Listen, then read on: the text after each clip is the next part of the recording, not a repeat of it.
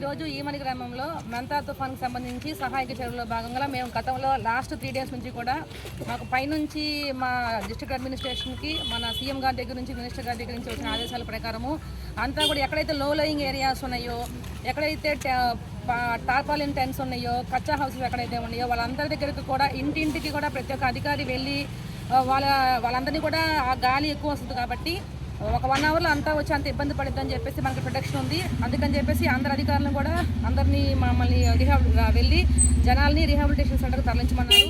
So ఆ ప్రక్రియలో భాగంగా మండల లెవెల్ అధికారులు అందరూ కూడా ఎంపీడీఓ గారు, నేను, ఇంకా రిమైనింగ్ అన్ని మండల లెవెల్ స్టాఫ్ అంతా కూడా, ఎలక్ట్రికల్ ఏ గారు, అన్ని డిపార్ట్మెంట్స్ వాళ్ళు కూడా అందరి ఇళ్ళకి మేము వెళ్ళి వాళ్ళందరినీ కూడా సైక్లోన్కి వచ్చే 1 day బిఫోర్ ముందే, అంటే 29th మనకి ఉంటే 28th మేము వాళ్ళందరినీ కూడా పునరావాస కేంద్రాలకు తరలించాము. ఈమని గ్రామంలో మేము ఒక పునరావాస కేంద్రం పెట్టాము.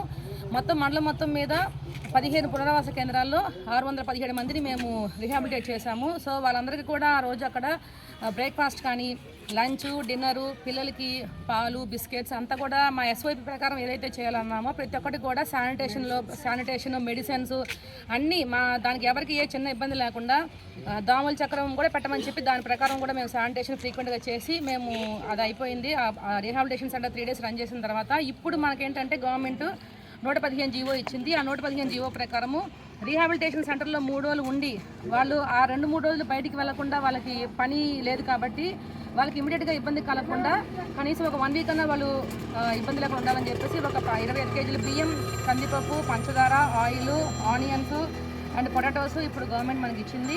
సో ఈ ఇష్యూలో భాగంగా మేము ఇక్కడ ఈమని గ్రామంలో వాళ్ళందరికీ డిస్ట్రిబ్యూషన్ చేయడం జరుగుతుంది.